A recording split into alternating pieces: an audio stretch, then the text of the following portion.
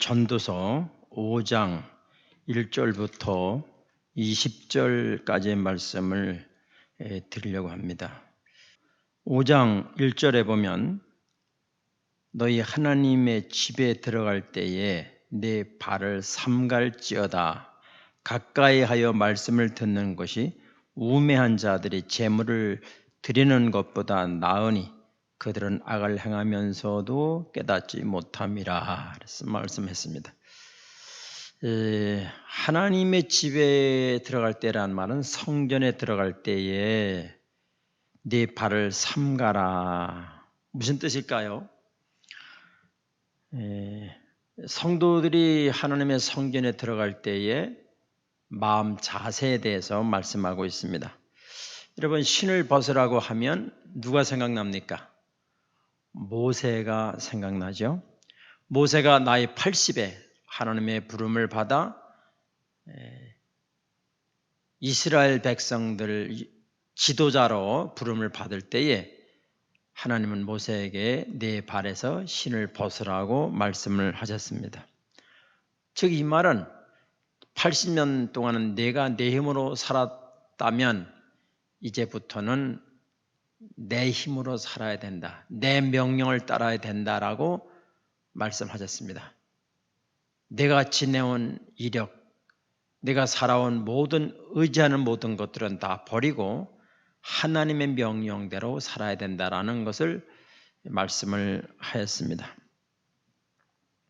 그러면서 내 발의 신을 삼갈지어다 그렇게 말씀하시면서 가까이 하여 말씀을 듣는 것이 우매자들이 제물을 드리는 것보다 낫다. 그들은 악을 행하면서도 깨닫지 못한다. 그렇게 말씀했죠. 이사야 1장 12절에 보면 위선적인 예배, 가증한 예배, 습관적인 예배에 대해서 말씀하고 계시는데요. 이렇게 기록되어 있으면 너희가 내 앞에 보이러 오니 이것을 누가 너희에게 요구했느냐? 내 마당만 밟을 뿐이라 라고 말씀했습니다. 그러니까 하나님 앞에 나올 때에는 내가 순종하겠습니다. 하나님의 말씀을 깨달으려고 하는 마음을 가지고 주의 성전에 나와야 될 것을 말씀하고 있습니다. 2절에 보니까 나는 하나님 앞에서 함부로 입을 열지 말며 급한 마음으로 말을 내지 말라. 하나님은 하늘에 계시고 너는 땅에 있음이라. 그런즉 마땅히 말을 적게 할 것이라. 급하다고 해서 함부로 입을 열지 말고 급한 마음으로 말을 내지 말라고 말씀했습니다. 뭐든지 급하게 하는 것은 실수가 많지요. 말도 마찬가지죠. 어떤 사람이 어떤 다급한 일을 만났지요. 보통 이렇게 기도 많이 하죠. 이거 이렇게 해주시면 내가 이렇게 하겠습니다라고 서원을 하게 됩니다. 그러다 이제 급한 일이 해결됐어요. 그러면 우리 마음속에 어떤 마음이 들어오는가 하면 내가 그렇게 서원하지 않았어도 기도하지 않았어도 자연스럽게 해결될 것 같았는데 그렇게 마음이 들게 되죠. 그러면서 서원을 안 이행하게 됩니다. 제가 아는 그 친구 목사님네 교회에서 있었던 일인데요. 그 성도님은 부모님께로부터 받는 유산이 있었습니다. 그 재판이 걸렸는데 저도 4억 원 받고 이기면 수십억을 받는 그런 것입니다. 그래서 그런 목사님을 찾아가서 그런 얘기를 쭉 한 다음에 저도 2억을 하나님께 드리겠습니다. 그런데 혹시 내 마음이 변할지 모르니까 그 내용을 써가지고 와서 목사님 성경책 앞면에다가 붙여 놓는다고 해서 그렇게 붙여놨습니다. 그것을 나에게 보여주더라고요. 재판의 결과가 어떻게 되었을까요? 재판의 결과가 나오기 전에 2억을 드려야 된다고 하는 부담감 때문에 그 교회를 떠나갔고 아예 이사를 가버렸습니다. 서원이라고 하는 것은 함부로 해서도 안 되고 또 하면은 잘 안 됩니다. 왜냐하면 그 약속을 하고 어기고 또 약속을 하고 어기고 자꾸만 그렇게 되면 그 서원한 말에 자기가 얽매이게 되기 때문에 서원을 하지 말라고 말씀을 하셨습니다. 하나님은 천지 만물을 창조하실 때에 말씀으로 천지 만물을 창조하셨습니다. 그러므로 말이란 창조의 역사가 능력이 있습니다. 어떤 말을 들으면 힘이 나고 어떤 노래를 들으면 힘이 납니다. 그러나 어떤 말을 들으면 서글퍼지고 어떤 노래를 들으면 힘이 빠지게 되는 그리고 낙심하게 되는 그런 결과를 우리가 경험을 하게 됩니다. 그러므로 말에는 창조의 능력, 소생하는 능력이 있습니다. 그러므로 죽이는 말도 있고 살리는 말도 있습니다. 말을 잘한다는 얘기는 논리 정연하게 말을 하는 것을 잘하는 게 아니고 말을 듣는 사람으로 하여금 기쁨이 오고 소망이 생기고 낙심하지 않게 되고 그렇게 말을 하는 사람을 말을 잘한다고 말하는 것입니다.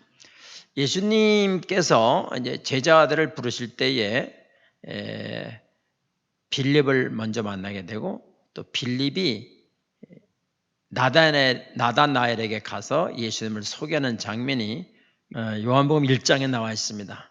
요한복음 1장 46절로 쭉 보게 되면 빌립이 먼저 예수님을 만나게 되죠. 그래서 이 빌립이 나다나엘에게 찾아가서 이렇게 말합니다. 모세 때부터 기록한 선지자를 내가 보았다. 내가 만났다. 그러니까 너도 예수님에게 가서 보라. 그 말을 들은 나다나엘은 뭐라고 말을 합니까? 요한복음 1장 46절에서 나사렛에서 무슨 선한 것이 날 수 있느냐? 라고 부정적인 말을 합니다. 그러니까 빌립이 나다나엘에게 다시 말합니다. 와서 보라. 눈으로 확인해라고 말합니다. 그래서 나다나엘이 예수님께로 오게 됩니다. 그때 자기에게 오는 나다나엘을 예수님이 보고서 하시는 말씀이 47절에 보니까 이는 참으로 이스라엘 사람이라 그 속에 간사한 것이 없다라고 말씀을 하십니다. 나다나엘에게 어찌 좋은 것만 있습니까? 사람은 누구에게나 좋은 점이 있고 나쁜 점이 있죠. 근데 예수님은 좋은 점을 얘기해 준 거죠. 나다나엘에게 너희 속에 간사한 것이 없다.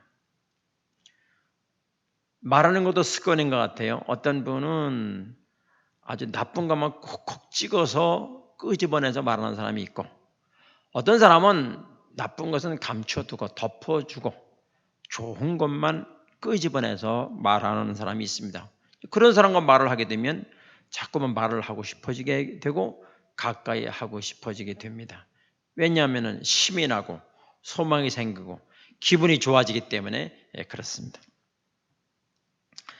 사람은 사람을 살리는 말을 해야 됩니다. 이렇게 사람을 살리는 말을 하고 또 가볍게 서원의 말을 안 하고 또 급한 생각대로 말하지 않으려면 어떻게 해야 되느냐. 오늘 전도서 5장 7절에서 꿈이 많으면 헛된 일들이 많아지고 말이 많아도 그러하니 오직 너는 하나님을 경외할지어다. 이제 5장 1절부터 쭉 6장까지 쭉 얘기를 하죠. 말에 대해서, 서원에 대해서, 걱정, 급한 마음, 함부로 말하지 말라 이런 얘기 쭉 하면서 7절에서 그렇게 말합니다. 오직 너는 하나님을 경외할지니라. 마음대로 서운하지 않고 또 부정적인 말을 하지 않고 살리는 말을 하고 그렇게 하려면 하나님을 경외해야 한다는 것입니다. 경외란 모든 사물, 즉 사람을 비롯해서 짐승, 식물, 곤충 모든 것들 이게 다 하나님의 창조물인데 하나님께서 지으셨다, 특별히 사람을 지으셨다라고 하는 하나님이 지으셨기 때문에 창조주, 지으신 하나님의 눈으로 그를 바라봐야 됩니다. 그러면 그 사람을 존귀히 여길 수 있고 하나님을 경외하게 되는 것입니다. 두 번째로는 이제 9절부터 쭉 보게 되면은 빈민을 학대하지 말라. 이제 8절부터 9절 거기 보면은 빈민을 학대하지 말라. 높은 자는 낮은 자를 학대하지 말라. 부자는 가난한 자를 학대하지 말라. 그러나 현실은 그렇게 되지 않지요. 높은 자는 낮은 자를 학대하고 부자는 빈민을 학대하는 것이 세상의 이치입니다. 그렇게 학대를 받을 때에 너무나 우울해하거나 속상해하지 말아라. 왜지요? 아무리 사람에게 학대를 받아도 하나님의 심판이 있기 때문에 남에게 무시를 당했다고 해서 거기에 그렇게 몰두하고 상념하지 말라. 왜 부자가 빈민을 학대하고 높은 자가 낮은 자를 학대하게 됩니까? 거기에는 인간의 탐욕이라는 것이 있기 때문에 그렇습니다. 이 탐욕은 무적행과 같은 것입니다. 무적행은 끝이 없는 곳, 끝이 없는 상태를 무적행이라고 말하는데 인간의 탐욕은 무적행과 같아서 끝이 없다는 것입니다. 그래서 10절부터 11절 쭉 12절 쭉 보게 되면은 은을 사랑하는 10절 은을 사랑하는 자는 은으로 만족하지 못하고 풍요를 사랑하는 자는 소득으로 만족하지 아니하나니 이것도 헛되다. 왜 그랬지요? 왜 만족하지 못합니까? 사람 속에는 탐욕이 있기 때문에 끝없는 무적행과 같은 탐욕이 있기 때문에 끝이 없는 것입니다. 만족이 없는 것입니다. 11절에 보니까 재산이 많아지면 먹는 자들도 많아지나니 소유주들은 눈으로 보는 것 외에 무엇이 유익하랴. 자기의 회사에 한 10,000명의 직원이 있다고 합시다. 그러면 그만큼 먹는 사람도 많지요. 그리고 아무리 땅이 많고 돈이 많아도 보는 것 외에는 별 유익이 없다. 이게 다 내 돈이다. 이 땅은 다 내 땅이다. 뭐 그런 것 외에는 더 유익이 없다는 것이. 어떻게 보면 우리는 내 가정, 나 하나의 것만 근심하고 걱정하게 되지만 직원이 많은 사람은 그 모든 걸 다 걱정해야 되고 품어야 되기 때문에 그렇습니다. 오늘 여기 또 12절에 보면 노동자와 부자를 또 비교하게 되는데요. 12절에 노동자는 먹는 것이 많든지 적든지 잠을 달게 자거니와 부자는 그 부유함 때문에 자지도 못한다. 그렇죠. 부자는 하루 종일 일하다 보니까 누우면 그냥 코를 골아요. 그리고 밥이 얼마나 맛있는지 많이 먹습니다. 맛있게 먹습니다. 그러나 부자는 큰 노동을 안 하기 때문에 소화도 안 되고 또 이 생각 저 생각이 많기 때문에 돈을 관리하는 거 보통 힘든 게 아니죠. 그것이 굉장히 근심이 많아서 잠도 못 자게 된다. 그 다음에 13절부터 이제 보게 되면 내가 해 아래에서 큰 패단되는 일이 있는 것을 보았나니 곧 소유주가 재물을 자기에게 해가 되도록 소유하는 것이라. 결국엔 재물이 자기에게 해가 된다는 말이죠. 그 재물이 재난을 당할 때에 없어진다는 비록 아들은 낳았으나 그 손에 아무것도 없느니라. 그가 모태에서 벌거벗고 나왔은즉 그가 나온 대로 돌아가고 수고하여 얻은 것을 아무것도 자기 손에 가지고 가지 못하리니 이것도 큰 불행이라. 어떻게 왔든지 그대로 가리니 바람을 잡는 수고가 그에게 무엇이 유익하랴. 일평생 어두운 데서 먹으려 많은 근심과 질병과 분노가 그에게 있느니라. 부자든 가난한 자든 하나님께서 주신 몫이다라는 사실을 인정해야 됩니다. 우리는 하나님께로부터 선물을 받았지요. 어떤 사람에게는 물질을 얻을 수 있는 지혜를 받았고 어떤 사람에게는 예술을 잘하는 재능을 받았지요. 어떤 사람에게는 남에게 도움을 받으며 살 수 있도록 그런 삶을 허락하셨습니다. 이런 모든 분야에서 모든 사람을 하나님이 여러 각기 모양으로 만드셨다는 것입니다. 그러므로 우리 각인은 나에게 주어진 삶을 소중히 생각하고 나에게 준 선물에 대해서 감사해야만 할 것입니다. 마태복음 6장 25절 이하에 보게 되면 예수님이 제자들에게 이렇게 말씀하십니다. 내가 너에게 이르노니 목숨을 위해서 무엇을 먹을까 무엇을 마실까 염려하지 마라. 몸을 위해서 무엇을 입을까 다 염려하지 마라. 이거는 다 이방인들이 구하는 것이라.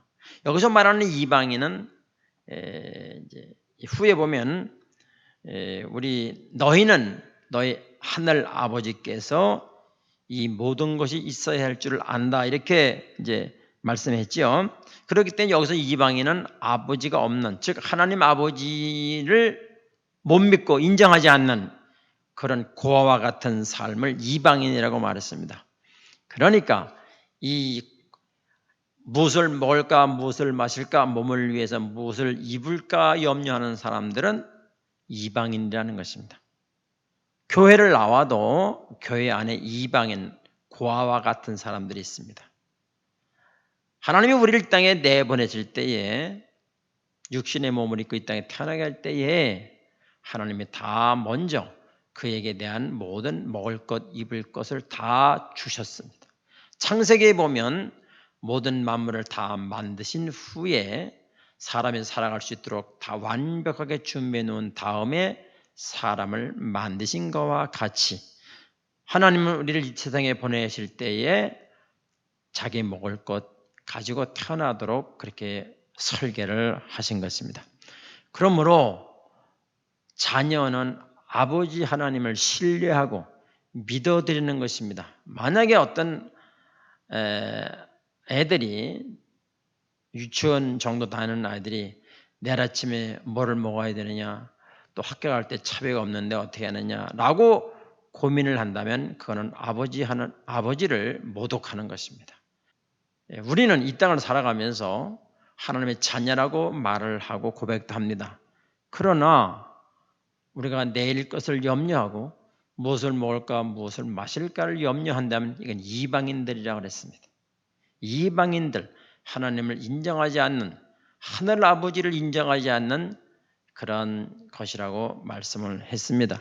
그러므로 우리는 부자든 노동자든 가난한 자든 하나님께서 우리에게 주신 것입니다.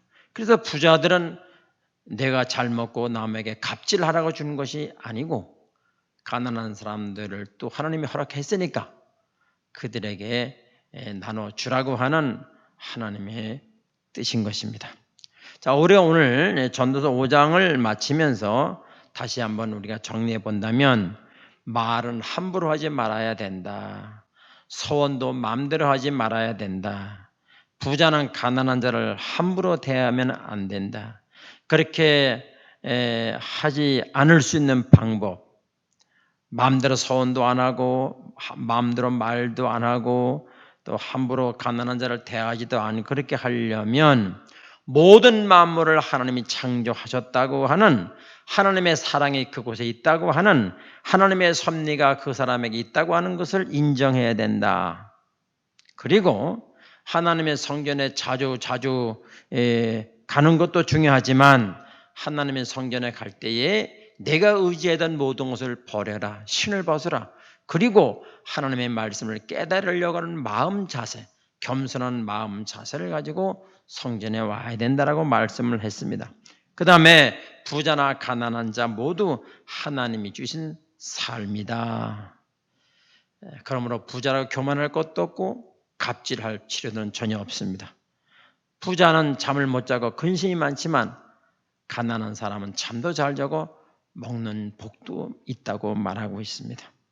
사랑하는 여러분, 결국 우리가 이 세상을 떠날 때는 빈손으로 왔다가 빈손으로 가는 것입니다. 여기 5장 15절에 보면 그가 모태에서 벌거벗고 나왔은즉 그가 나온 대로 돌아가고 수고하여 얻은 것을 아무것도 자기 손에 가지고 가지 못한다.